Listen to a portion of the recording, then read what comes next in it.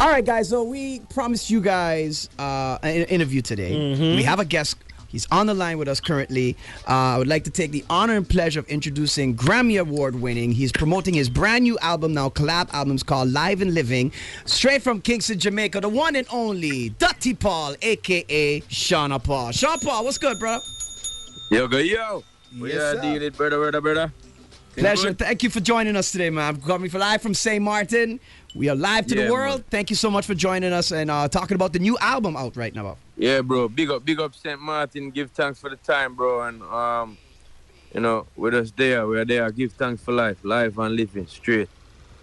Bless, man. Bless. Well, today, of course, I'm pretty sure you heard the news. A sad day in the world of hip hop as we lost DMX, and of course, you and DMX have collaborated. Of course, on a classic song from the movie Belly. Tell us a little something about that. How that came along. R.I.P. to him, man. I'm big up to all his fans and his family and friends. Very sad news for me. We just sit down and listen in prayer, He was a very deep and potent poet, and it's sad, But me give thanks and continue to make your music live through just by playing it and make sure my picnic them know when them come of the age to understand how potent him was. I make them know him, When he was such a big artist to come and do a song in the dancehall genre with me and Vegas, even though we were hot artists, it just showed him heart is big and he wasn't paying attention. Hello? We lost him? Still there, Sean? Still there, Sean Paul? Hello? I hear him low. Oh, there you go. Okay, there we go. Now we can hear you. Yo. Yeah, you hear me now? Yeah, we can. Yeah, that year he had 3 albums. And to me, he was the biggest artist in the world. And to come do a tune with we and put we on in terms of letting a lot of hip-hop heads kind of find out about us. I'm forever grateful to him. Okay. You know what I mean? Yeah. R.I.P. to him, bro. One day he came to do the movie, and I was at the studio that night. My brother them went to a dance called Fully Loaded, which is a big dance. And they came back to the studio about 12 o'clock at night saying, yo, it's a beach dance, so it starts at like 5 in the evening and goes to about 12. So, yo, the dog was there. DMX was there, bro. I was like, what? So, yeah, him come on the stage and do a couple songs. I was like, damn. And you left early. I missed out. I didn't go. I was at the studio, so I went to sleep feeling I missed out. And the next morning, I get a call from Tony Kelly saying, yo, come studio now. You're going to do a song with DMX and Vegas. Wow. So, that blessing they just dropping on my lap, bro. And I remember we were actually shooting scenes for the movie, but we also did went to Portland and did some shooting for a video. We were going to release a video for that, but something happened with Hype Williams and he never got to do it, unfortunately. So I think that would have made the song even more pop, but it was a big tune. And as I said before, and I mean, big up to him, R.I.P. to a great soul, a great MC, a potent lyricist that we've now lost due to his transition. Big up to him. You know what I mean? Yeah. Have you guys spoken in a while? Because I know you guys had a little fallout of a misunderstanding, miscommunication, and unbeknownst to you, you didn't know he had a little beef with him. Have you guys spoken since that little fallout? I seen him in a radio station once when he came in, and I was on the air, and he came right in and came right on the air with me. We spoke briefly at the time, and for every set of red tape that gets involved in the business, sometimes it's usually never really the artist that starts any of that, right. Or unless you got real beef with somebody and you're out there and you're throwing lyrics at him and him throwing back, and I never did that. You know what I mean? What happened was between a management that he was speaking to, somebody that he thought was my management. So it was a misunderstanding, and me and him kind of chop it up after that, but never been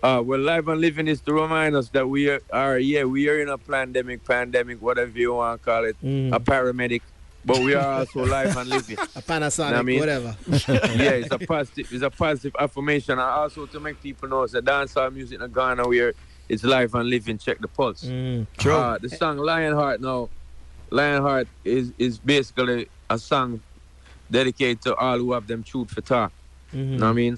I had an interview where people was like, why you don't do verses? I said, I don't like you. Remind me of Clash. Them said, why you don't do Clash? You know, it's part of your culture. I said, I think it's a negative part. I want to be the change, so I'm rearrange. I agree. You know what I mean?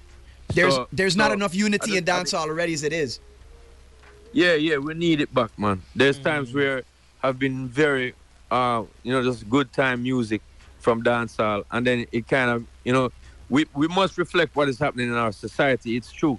This is what this music is to do. You know what I mean? Right. We are to say that, yo, this is happening, that's happening in my life. Yeah. And it's up to the bigger heads to listen and take heed and be like, oh, wow, this is what the kids facing right now. It's the street newspaper. But there comes a point in time where it's just embellished and it's over-glorified and it's too much. And we're not telling the real stories of, oh, somebody shot at them and forgot hiding at the bush and them can't see them baby mother and them can't see them picnic. And police are look for them and the paranoia that they feel. We don't tell them story there. Yeah. You know what I'm saying? So it's not serving the true purpose that it should serve anymore or enough. Because there are artists doing it, but not enough. And so for me, my stance is to just be the change and just like encourage everyone. I've reached to some of the highest pinnacles of where this genre can reach. And, I still have my eye on doing many great things. But when I look at my career, I look at Junior Gang's career, I look at Shaggy's career, I look at Coffee's career, I look at Conscience's career, I look at Charlie Black's career, I look at people like Sarani and Egyptian career. These are all people, Baby Sham, Elephant Man. These are all people who they didn't utilize that part of our genre to get anywhere. What they did utilize was upliftment and helping each other out and moving forward. So that's the kind of vibe me upon right now, St.Maarten. I'm putting it in the lyrics, such songs as Guns and Navarone, big up Jesse Royal and the great poet Muta Baruka and Stoneboy, and big up Soto Bless and Bugle on the song called Danger Zone. Also got prayers on the song like Lord Protect Me from My Enemy. That's the song with me and Sirani. And also big up Sasko and Mavado on the song called Sanctify. Those are kind of more thoughtful, meaningful songs on the album and more conscious vibes, and that's where my head is at, you know what I mean? True. So it's a good blend of, as I said, traditional dancehall alongside the new dancehall. It's a good blend of hype party kind of feel good music with songs like Spaceship and songs with Gang and Ching and song with Busy Signal and Govey.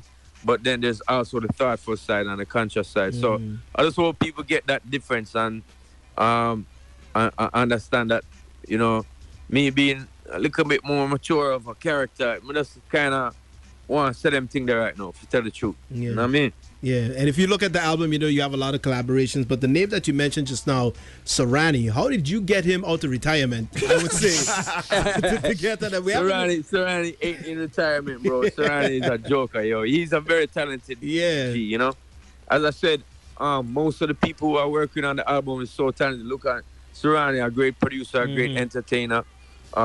Left Side, a great producer, a great entertainer. Suko from Ward 21, great producer, great entertainer. Junior Gang, great producer, great entertainer. You know what I mean? Squash, great producer, great entertainer. Yeah. So all of these people are people who are revere their talent, I rate their determination. And Saran is just one of them. I play basketball with dude, you know what I mean? We are his friend. So this is how, a lot of people don't know that in the public. You know what I mean? And it's funny. Like, I will be friends with these people for years, but everybody don't think that we move together because dancehall is clicked up, and if you don't see us take a picture together, or you don't see us stand up in the dance together, or you don't see us, do a song together, then you think that we don't roll or we ain't down with each other, but that's just not the case. So, Sarani, as I said, very talented artist and dope producer, and somebody who we've worked together before, just in studio, spitting lines and things. Sarani also played the music on We Be Burning, if people don't know that. Oh, wow. Didn't know that. Did not know that. Wow. Yeah, he played all the keyboards and all of that on We Be Burning. So that was when he wasn't even an artist. He was a keyboard player. He was leader of a band and a musician and producer. Right. And so we've been friends from them time, though, bro. And that's 2006, 2005. So, Yeah. And I really hope the label helps you, allows you to at least do something with the skits that you wanted to do, because I remember your first album, Stage One. You had some crazy, amazing skits on there, and you don't really see that or hear that too much. You don't hear that anymore, especially the dancehall world. And you did a great job with that. So hopefully the label at least lets you maybe just do a skit album or something. Or put them on TikTok. Yeah. I mean, no, you know what? It wasn't the label that told me not to do it. They just was telling me I got to do it before March. I got to release this album before March, right? Because we have our next album with them coming soon. Okay. Big up to Island Records. I mean, they're doing something very unconventional with me in terms of they're allowing me to also produce my own things. Oh, you know what I mean? So it's not a direct competition, but it is in terms of when you look at it. You know what I mean? So for them to be able to tell me, say, yeah, man, release it March. We will release our own near to the summer. Okay. So I got the next album coming from them, which features a much more, international approach to dancehall. So big up to Island Records. That album feature people like Sia, Gwen Stefani, and Shensia in One Lovers Rock reggae song. Okay. That album got Ty Dolla $ign on it, Styler G on there. Tove Lo on the album, Jada Kingdom on that album. Nice. Big up to Junior Gang and Nicky Jam from the reggaeton world on that album. So, this year me Alive and Living Scotch are coming at them right straight away with the fire, because every time, bro, that I have had problems in my life, heartbreak, buck my toe, you know what I mean? Anything like that. Yeah. When things get hard, I was able to lean up on music. So right now, this is a very hard couple of years. We're going through changes on Earth. There's changes happening. You know what I mean? Mother Earth herself, you see, what kick off over there, so in Saint Vincent. You know what I mean? And a whole heap more things like that. So we just have to remain positive, and I'm letting the music go as it comes. You know what I mean? So. The best thing I can tell you is that, if I'm a bus driver, even if there's a traffic jam in one spot, I gotta go around, though. True. So I can't tour, and they kind of hitch up my route. You know what I mean? But I can go on a different route and get my passengers them to a different place. Mentally, I want to try to do that with my music. So that's why so much music now. All right. So with your new music now, are you in control of your masters now? Yeah, even with the situation with Island, from I've been doing it, I own my masters. I lease it to them. Okay. Oh, wow.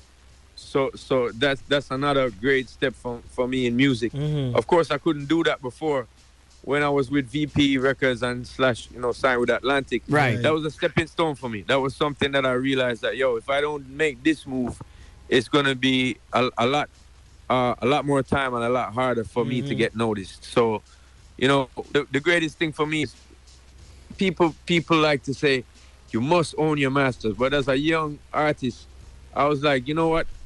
My first worry was, how am I going to write a next song like this? It was Baby Girl. And so with Baby Girl, I was like, you know what? Let me try. And I went ahead and did Infiltrate. Now I get obliged, Deport Them, Get Busy. You know what I mean? Temperature, all these songs that came out, like Glue, We Be Burning. You know what I mean? Give It Up to Me, all of that. Yeah, Give Me the Light, the whole Rasta. See? And to me, I'm like, oh, well, it's me. It's not the record label. It ain't even the fans. God bless the fans and thank you all very much. But it is me who is channeling this. So as long as I have life, as long as I'm live and living, I don't care who want to own it. Because I know I can bring back many more of those. You understand? True. Yeah, so but for right now, me I own this music and the stuff I'm putting out on my label. So I want to big up Ching Ching, my first signee to my label, and Ching! trust me the Chainsaw Man, trust me to put out an album for him called Turning Tables a few years ago, and that streamed 12 million so far. Right. Big up to him. That's a win for him, a win for my label, and a win for the genre for know that people still checking it out. You know what I mean? How's your brother doing? The Jay-Z of Jamaica, Jake. How's he doing? Aguilar, the superstar. He's good, man. He actually soon come here today. Okay. I'm at the studio, but he ain't here right now. But yeah, he's still involved in my career, you know. Yeah, I know you guys are very, very close. On the road with me right now, but he's part of the management team. So there's 3 people that manage me: Steve Wilson, Jules Dougal, and my brother Jigs Aguilar. He has more to do with the music than the other 2 do. The other 2 is more, you know, the red tape and the promotion and the big moves, like, you know, who is gonna be my merch and who's gonna book for me and who's gonna, you know, which shows I'm on and who's the, you know what I mean? They arrange those things. Whereas me and my brother from the beginning been doing the music. So he's on this album, the song with me and Sarani. I started the rhythm and my brother completed. You know what I mean? Also Kapashan. So yeah, we still work very, very hardcore together, and he's coming here soon. Maybe we can make him get a hail up. You know? Mad. Sean, with the way that the music evolved, because I've been listening to your music from Jump, and we all know how dancehall evolved over the years. But to me, the sound from back in the day when you jumped on the scene, it just had a fun sound, a real authentic sound to dancehall. And we've seen how it has evolved over the years, and you've evolved with it, which is great. But do you find that dancehall is missing that authentic sound that it had back in the day? You know, I don't find that it's missing it. Like when you look at hip-hop music, it started in the Bronx, moved to Queens and Brooklyn, then to the West Coast, then to South, then to France and Germany and UK. They making their own hip-hop. True. So, and they all evolve it in different ways, you know what I mean? So when I look at what's happening, I see different people evolving it in different ways. I've seen R. Kelly use dancehall over the years. I've seen people like, Missy. Of course, Beyonce and me did.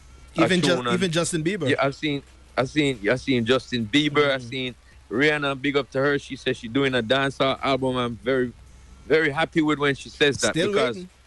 to tell the truth, none of them other cats, the French Montana and Sway Lee, none of them give accolades.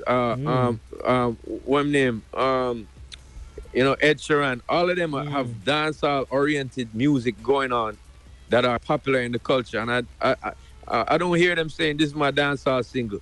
Similar to if I was to put out a country and western song and say, hey, this is my new music. I think Willie Nelson and them boys would kind of be like, yo, what y'all dealing? You know what I mean? You can't call that your music, that's dancehall, and I'm glad you're doing my music now, but at least say that. Right. At least say dancehall. So I big up Rihanna for doing that, because she says, I'm doing a dancehall album. It's been years and I'm dying to hear it. But none of the rest of them actually give the accolades in that respect. They may mess with 1 or 2 people, you know what I mean? But they don't say, like when I'm on an interview or Spotify wants to know my favorite songs, I've never heard them, Sway Lee, them or whoever, say, oh, I've been influenced by, Shabba Ranks or just by how that sounds. I like the sound of what Mike Cabra did back in them days, right? Buju Banton. You know what I mean? So for me, that's the only sore point. But it must change. I mean, Chuck Berry's rock music don't sound like Kurt Cobain rock music, but it's rock music. True. So it got to change. And when you look at it, there's people in UK. I can mention his name, Wiley, and he put Steph London and also Idris Elba and myself on a track, which is straight dancehall music. Fire. Bossy. Bossy kind of streamed a lot for Wiley in that year, in 2019, 2020. But it's also, to me, an indication of how huge dancehall still is, bro. Big up Styler G doing him thing with Dumpling and Touchdown and some of them songs that, while they might have trappy drums and trappy oriented sounds, they still have a root of what dancehall is, you know what I mean? For sure. Same like the rhythm Styler Jordan and Chimney just produced that I'm on. It's a song called Scorcher, which is a lead out single for the album which is to come. Okay. But all of them things that we just kind of mentioned, it's, to me, it's there, but it's just like we are, or the people in the Caribbean or Jamaica are, is like the Bronx now saying, oh man, they're not, they changing our sound, but there is still people out there doing it. Right. Is we need for kind of do the whole spectrum of the sound, which that's what I'm doing in this album. I'm trying to give the younger youths a path to walk on to say, yo, look, the trappy thing where you do, I get it. I understand. You know what I mean? But let's try to pick some rhythms that are more reminiscent of the root. Mm-hmm. You know what I mean? So even the Skillibeng Massacre song, it was produced by DeMarco. It's called Everest. It's the last song on the album. And I deliberately said to him, I want the trappy song, but I want you to keep the root of dancehall. So if you hear the snare in there, it's like tap, tap, tap, tap, tap, tap, tap, tap. You understand? It's kind of a vibe like that. So it keeps certain roots on and point them in that direction and show them by example. Say, yo, look on the biggest streaming dancehall song last year was Bossy, bro. And it's simple. Right. It's a simple track. Sure. You know what I mean? And it's a feel-good track, and it's what we love. So, you know, we will get back to that. I myself been producing things like that. I have a tune called Back It Up there that's out there, and it's going to be on the Scorcher album. I have a next tune called Bend Your Back, produced by TJ Records. People can check that out.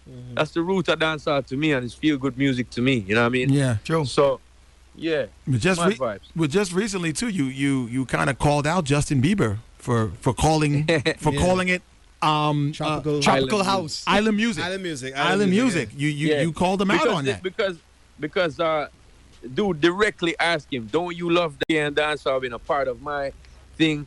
You know, DJ Khaled asked him that, and he said island music. But you know what, bro? I don't hate Bieber. What?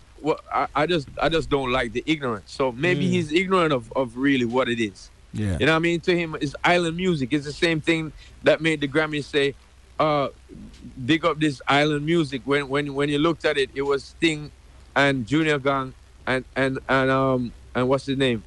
It was Junior Gang and Bruno Mars on the stage. Oh, right. And it was like it's island music. And I was like, okay, he's from Hawaii. But he's island music. That's island. You know what I mean? But they just lump it into island music. So it's all good, bro. I mean, dancehall music, every year we win a Grammy, we're never televised. We're always giving it in the back. Yeah. You know, see, when we have been such a powerful genre to influence all these pop acts, you know what I mean, who I keep calling up, the Drakes, the Rihannas, the people like Bieber, the people like Major Lasers, you know what I mean, all of these pop acts. And then you have people also from the dance world that kind of benefit from what we did. Temperature is not, the rhythm, applause is not too far off from the BPM of some of them heavy dance music tracks. You know what I mean?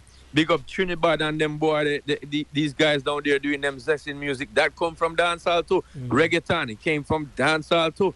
So, you know, we are such a powerful music, but we've never been really shown that love. And I fought for it. And for me right now, this album is Live and Living is kind of like, you know, me still waving the flag and showing people that, boy, we're there. Check the pulse. Soon come.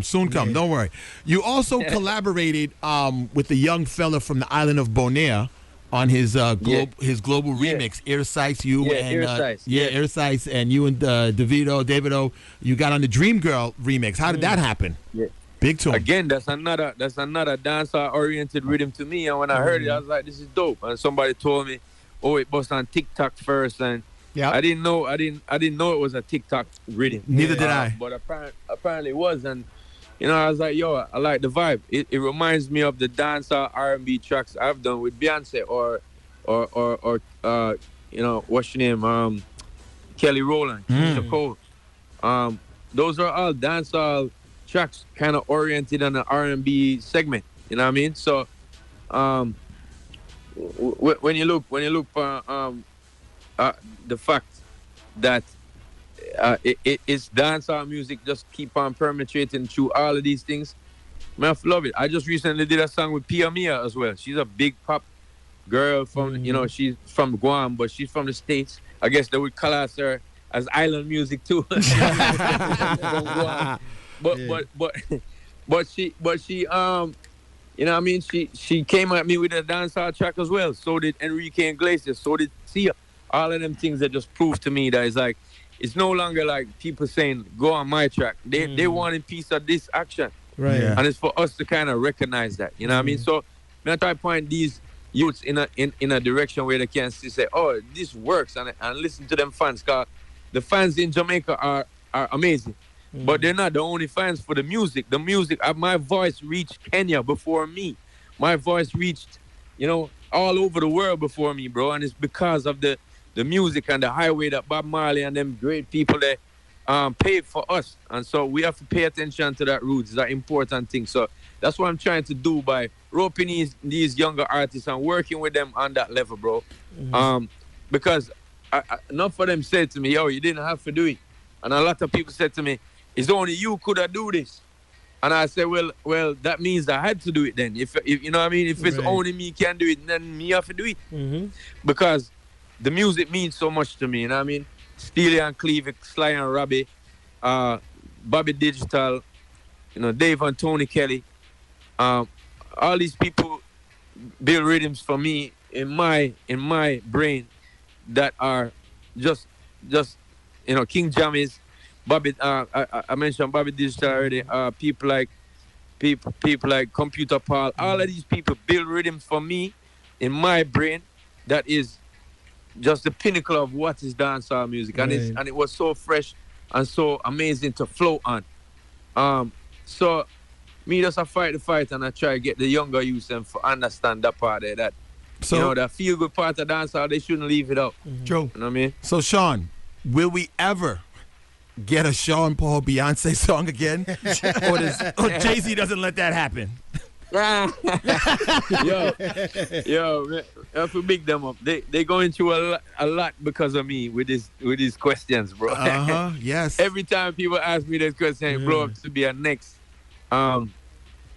news report. You know what I mean? It's funny to me because me and her did a big sexy tune, Baby Boy, and it bust the world. Baby you know Boy. what I mean? And it's the first time that dancehall was represented to me in that type of way where it wasn't mixed with a Johnny Gill and an R&B type of thing like what Shabba had to do to get on the radio. Big up to Shabba Ranks, but he had to break down the door in that respect because they wasn't letting our true sound in. You know what I mean? Right. Where he was doing Ting-a-ling-a-ling and he was doing Trailer Load of Girls. They didn't play that on the radio stations over there. They played the Johnny Gill and the Maxi Priest and Shabba. All of that was R&B oriented stuff. Shaggy do it too. You know what I mean? Him come and say, it's a love, and the that's a sample from Cypress Hill. And then he do the remix with, on the Marvin Gaye rhythm. And it go further again, you know what I mean? But all them little step there enable for me, people like myself, and at the time, Tantan Devante and people like, yo, look you down there, left it. Sorry. Tantan Devante and people like Beanie Man and myself and TOK and all of us, Baby Shaman, Elephant, for kind of bust open doors in our own respect and, forward through. Have you ever performed that song with Beyonce, Baby Boy? Yeah, we performed it 5 times, if I can remember them. One was Sumfest in Jamaica. The other one was MTV Europe Music Awards, which there was a mishap there. And I think that's a lot of the reason why the rumors started, because it was like, yo, what happened there? You know what I mean? We was performing for millions of people. We opened the show with it, and the Pro Tools stuck. I was like, baby boy, you be right at my part, right when I was about to come say, top girl. And so, people started to talk about a bag of things with it, and then we did also California, and also a show in California, I think it was San Diego to be exact, in a big stadium. And we also did it in, where the place name? Washington, D.C. Okay. Yeah?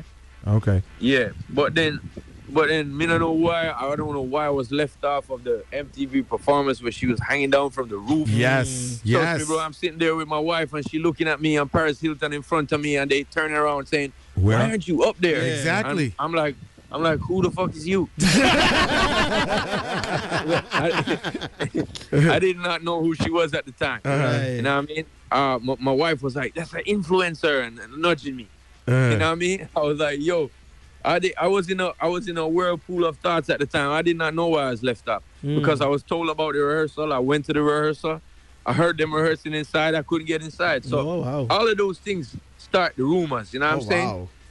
But to me, it was a big #1 song. Big up to her. She an amazing artist. You know what I mean? Jay-Z's a dope lyricist, always a frugal businessman. You know what I mean? So do you have an answer why you were left off? Do you know why? Or are you still a mystery? Yeah, it's a mystery to me up to this day because I was told by her, say, yo, we're going to do this and keep your ears out for rehearsal. I was like, all right, cool. And then, it didn't happen. So yeah. That's crazy. If we don't see another Sean Paul and Beyonce collaboration, can we see Sean Paul and Mr. Vegas? Will that ever happen again? I know there was a little controversy between the two of you, but did that ever get squashed? Can we see another collaboration maybe sometime in the near future? How does that look? It's funny because, again, in the public eye, people might think that me and him is beef. And me and him is not no beef, man. I talk to him regular. Okay. I wouldn't say regular. I wouldn't say like every week. Yeah. But every now and then I link him and say, yo, big up Sobe. Okay. You know what I mean? Cause I see a lot of people going at him for him thoughts and belief. And bro, I welcome anybody's what you call philosophy. Because I want to try to know what the other side of people I think about. Even if I don't agree with him, right? There's no reason to bash him. You know what I mean? He's an artist who I have been on tour with. He's actually an artist that took me on tour in the first runs. Because he had songs that was just crazy bigger than my own at the time. And he was the lead. He was the headliner on the tour, Okay. And we did many cities, about 3 different tours all over the United States. You know what I mean? So me and him have been brethren since that. Okay. What happened was our next thing with him and management, and sometimes it spill over and he get upset and talk about some things. He talked about it the other day again, and so people get misconstrued. Say me and him are beef. I don't have no beef. I have songs I've recorded for him right here in my studio, my hard drive that I have not mixed and released yet. You know what I mean? So yeah, me and him work. Okay. But it's something to be said when you use a human being and maybe you just vent one day and talk some things. Like the same thing with DMX. Like I never had any words with him, but no negative nothing. Matter of fact, DMX used to call my brother Farm. Because every time you see my brother, he might have pound of weed. He was like, yo, where's Farm? Where's Farm at? You know what I mean? So, it's just so the public, and like social media, it made it worse. Because last night I posted about DMX when I thought he had passed, and he didn't. And so it's messed up with this social media thing, and the way how people kind of just perceive this instant gratification lifestyle, man. It ain't like that. Life not like that, bro. You have to work hard at what you do. You know what I'm saying? So yeah, with all that being said, no, me and Vegas not a beef. And yeah, we could have songs. As I said, I have songs recorded here that he's done. Others that haven't gotten around to mix and put out yet because we're not ready for release that juggling. Okay. But yeah. Mad. Sean, I know you're a busy guy. I know you have a lot on your plate with your new album coming out. We want to thank you so much for taking the time out to speak with us. Yeah. I hope sometime soon we could have you back in St.Maarten when the world is open back. Yo, God knows I respect the time, bro. And to tell the truth, we can do this again when the next album drop, which is no doubt. We can talk more about that album and whatever. All right. And some other things like that. But this time was more focused on live and living. So thank you for the time. Thank you, St.Maarten, for checking me out. And yeah, definitely we'll be forwarding back soon. You know what I mean? Hey, what's your socials? Yeah. How can they reach out to you? Socials is at Dutty Paul, DUTTYPAUL. That's on Instagram and Twitter. And you can check me on Sean Paul fan page on Facebook. All right. And give us the classic Dutty before you leave. Bless the man, there ain't no stress. Then you don't know St.Maarten. It's Sean Paul, the girls, them live and living Scotch, letting them know. Expect more music, more flow. You know it go. Dirty. Yeah. Thank you so much, Sean Paul. God bless, my brother. Yes, brother. Respect. Same way. Give thanks. Give thanks. There you go. Respect to the living legend. We got a lot of answers. Yeah. We did. To some really good questions that had no answers to. You're absolutely right. We got a lot of good answers that we had no answers to. So shout out to Sean Paul. Oh, way to go, man. Way to go. And when he started started naming these songs, I'm like, this man's catalog. His catalog's ridiculous. And he only named like what, 6, 7, 8 songs? Yeah. He got so much. Look, I was planning on doing a Sean Paul mix today. And what did I tell you? Just put on the Thing album. Just put on. He was telling me put on either Dirty Rock or Stage One. Yeah, Dirty Rock album. But the fact is, his catalog is so deep, and it covers every era of dancehall, how it evolved over the years. Absolutely right. He's one of the very few that stays relevant in this business, and that's crazy. Yo, crazy. It is absolutely not. Crazy. It is absolutely not. Crazy.